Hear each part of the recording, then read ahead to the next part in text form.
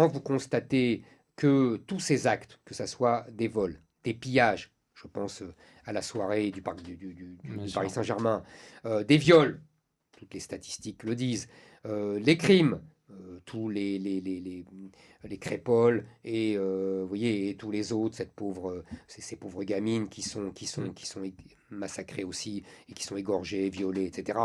Et le terrorisme, on va célébrer les 10 ans du Bataclan. Demain. Tout ça, ce sont des actes de ce que j'appelle une armée d'occupation. C'est une armée qui fait tout ça. C'est une armée qui viole, c'est une armée qui pille, c'est une armée qui vole. Donc je pense que là, il y a une forme de guerre, c'est pour ça que j'appelle ça une djihad du quotidien. Il y a une forme de guerre qui nous est menée par des gens issus de cette civilisation, de ces terres d'outre-Méditerranée. Ça ne veut pas dire évidemment que tous les musulmans nous mènent cette guerre, je précise maintenant, et puis pour vous et pour moi, évidemment.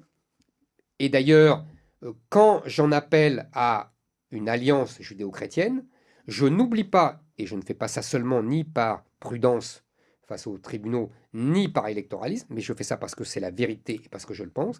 Il y a des musulmans, j'en connais, beaucoup de Kabyles, je vous parlais des Kabyles tout à l'heure, Vous en citez dans des votre gens livre, qui, d'ailleurs. bien sûr, des gens qui, par exemple, viennent d'Iran, des Iraniens anciennement musulmans qui ont fui la dictature des mollahs, des gens comme ça, qui veulent vivre à la française, qui veulent vivre selon l'identité française, selon les mœurs françaises, et qui ont évidemment toute leur place dans notre combat pour préserver et pour sauver l'identité chrétienne et la France.